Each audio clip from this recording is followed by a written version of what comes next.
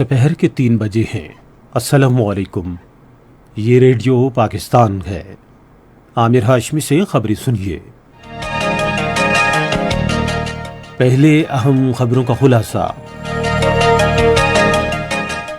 ممتاز بزرگ حریت رہنما اور تحریک آزادی کشمیر کی توانا آواز سید علی گیلانی کو آج سخت فوجی پہرے میں سری نگر کے علاقے حیدر پورہ میں سپرد خاک کر دیا گیا۔ پارلیمنٹ ہاؤس اسلام آباد اور آزاد کشمیر کے تمام ضلع ہیڈ کوارٹرز میں آج ممتاز کشمیری رہنما سید علی گیلانی کی غائبانہ نماز جنازہ ادا کی گئی۔ پاکستان میں ممتاز بزرگ کشمیری رہنما سید علی گیلانی کے خاندان سے ان کا جسد خاکی چھیننے کے قابض بھارتی فوج کے ظالمانہ اقدام کی شدید مذمت کی ہے۔ وزیر اعظم نے کہا ہے کہ سیالکوٹ کھاریا موٹر وے منصوبے سے صنعتی علاقے کا ملک کے دوسرے حصوں سے رابطہ بڑھے گا۔ وزیر خارجہ نے اس بات پر زور دیا ہے کہ بین الاقوامی برادری افغانستان کو امن، استحکام اور خوشحالی کی راہ پر گامزن کرنے کے لیے مشترکہ جدوجہد کی ذمہ داری میں اپنا کردار ادا کرے اور اسرائیل کے ساتھ امن عمل کو تیز کرنے کے لیے فلسطین، مصر اور اردن کا سہ ملکی اجلاس آج قاہرہ میں ہو رہا ہے۔ اب خبریں تفصیل کے ساتھ۔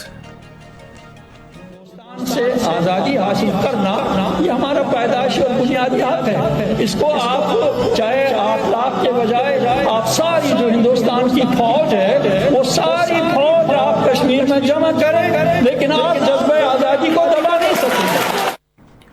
یہ آواز تھی بھارت کے غیر قانونی زیر قبضہ جموں و کشمیر کے ممتاز بزرگ حریت رہنما سید علی گیلانی کی، جو گزشتہ رات 92 سال کی عمر میں سری نگر میں انتقال کر گئے۔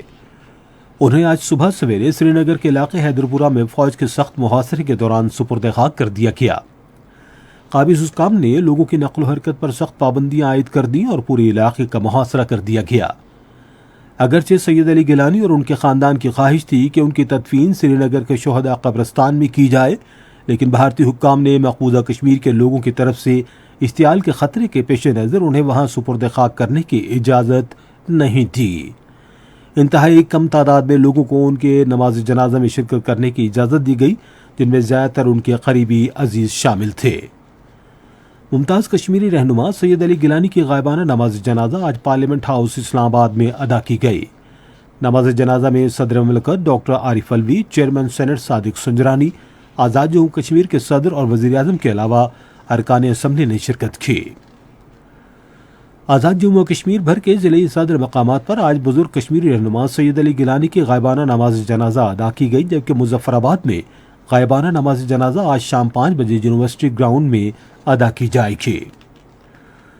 آزاد جموں کشمیر کی حکومت نے چیئرمین حریت کانفرنس سید علی گیلانی کے انتقال پر ریاست بھر میں 3 روزہ سوگ کا اعلان کیا ہے۔ ادھر وزیر اعظم آزاد کشمیر سردار عبدالقیوم خان نیازی اور صدر سلطان محمود چودھری نے سید علی گیلانی کے انتقال پر گہرے دکھ اور افسوس کا اظہار کیا ہے۔ انہوں نے کشمیریوں کے خود ارادیت کے حق کے لیے انتھک جدوجہد کو شاندار خراج عقیدت پیش کیا۔ پاکستان نے ممتاز بزرگ کشمیری رہنما سید علی گیلانی کے خاندان سے ان کا جسد خاکی چھیننے کے قابض بھارتی فوج کے ظالمانہ اقدام کی شدید مذمت کی ہے۔ دفتر خارجہ کے مطابق جب سید علی گیلانی کا خاندان ان کی آخری رسومات کی تیاری میں مصروف تھا، اس وقت قابض بھارتی فوج کی بھاری تعداد نے سری نگر میں ان کی رہائش گاہ پر کارروائی کر کے ان کے خاندان کے افراد کو ہراساں کیا اور ان سے سید علی گیلانی کا جسد خاکی چھین لیا۔ دفتر خارجہ کے ترجمان عاصم افتخار نے کہا کہ بھارتی حکومت سید علی گیلانی سے اس قدر خوفزدہ ہے کہ ان کے انتقال کے باوجود اس نے غیر انسانی اقدام کیا۔ دفتر خارجہ کے ترجمان نے عالمی برادری پر زور دیا کہ وہ بھارت کے غیر قانونی زیر قبضہ جموں کشمیر میں سنگین اور خاصبانہ صورتحال کا سنجیدگی سے نوٹس لے اور بھارت کو بین الاقوامی انسانی حقوق اور قوانین کی خلاف ورزی پر ذمہ دار ٹھہرائے۔ یہ خبریں آپ ریڈیو پاکستان سے سن رہے ہیں۔ وزیر اعظم عمران خان نے آج اسلام آباد میں 69 کلومیٹر طویل سیالکوٹ کھاریا موٹر وے منصوبے کا سنگ بنیاد رکھا۔ اس موقع پر خطاب کرتے ہوئے وزیر اعظم نے کہا کہ یہ ایک اہم اور قابل قبول منصوبہ ہے جس سے صنعتی علاقے کا ملک کے دوسرے حصوں سے رابطہ بڑھے گا۔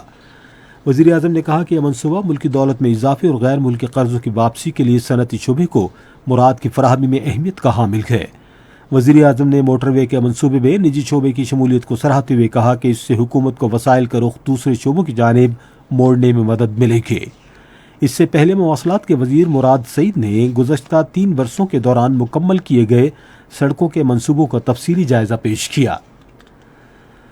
وزیر اعظم عمران خان نے خصوصی اقتصادی زونز میں ملکی اور غیر ملکی سرمایہ کاری کو آسان بنانے کے لیے ون ونڈو سروسز پورٹل کے بروقت قیام اور اس کو فعال بنانے کی ہدایت کی ہے۔ آج اسلام آباد میں خصوصی اقتصادی زونز میں سرمایہ کاری سے متعلق ایک اجلاس کی صدارت کرتے ہوئے انہوں نے متعلقہ حکام سے کہا کہ وہ اس ضمن میں تمام شراکت داروں کے ساتھ مشاورت اور تعاون یقینی بنائیں۔ وزیر اعظم نے کہا کہ حکومت ملک میں صنعتی ترقی کے لیے مقامی اور بیرونی سرمایہ کاری کی راہ میں رکاوٹوں کو ختم کر رہی ہے۔ اجلاس کو بتایا گیا کہ ون ونڈوز سروسز پورٹل کے قیام کے لیے ایک جامع حکمت عملی تشکیل دی گئی ہے۔ وزیر خارجہ شاہ محمود قریشی نے اس بات پر زور دیا ہے کہ بین الاقوامی برادری افغانستان کو امن، استحکام اور خوشحالی کی راہ پر گامزن کرنے کے لیے مشترکہ جدوجہد کی ذمہ داری میں اپنا کردار ادا کرے۔ آج 6 تھنک ٹینک فورس سے بذریعہ ویڈیو لنک خطاب کرتے ہوئے انہوں نے کہا کہ ہم یقین رکھتے ہیں کہ بین الاقوامی برادری کے لیے یہ بہترین موقع ہے کہ افغانستان میں پائیدار امن استحکام کے لیے مل بیٹھے۔ وزیر خارجہ نے کہا کہ مسلسل رابطے اقتدار کی جلد منتقلی اور 1990 کے واقعات سے بچاؤ کو یقینی بنائیں گے۔ انہوں نے کہا کہ اس اہم مرحلے پر افغان عوام کو تنہا نہیں چھوڑنا چاہیے۔ شاہ محمود قریشی نے کہا کہ پاکستان سہولت کار کا کردار جاری رکھے گا۔ انہوں نے کہا کہ ہم طالبان کے بیانات کو مثبت اور حوصلہ افزا سمجھتے ہیں۔ وزیر خارجہ نے کہا کہ افغان عوام کے اعتماد اور بین الاقوامی پذیرائی کی خاطر طالبان کے لیے جامع حکومت کا قیام اہم ہے۔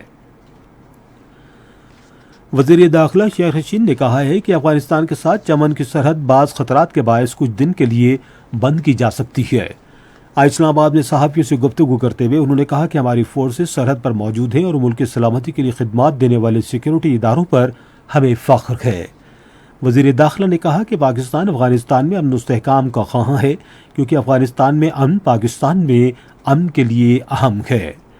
ایک سوال کے جواب میں شیخ رشید نے کہا کہ یہ لانگ مارچ کا وقت نہیں ہے، بلکہ ہمیں ملک کو آگے لے جانے اور چیلنجز سے نمٹنے کے لیے مل بیٹھنا ہوگا۔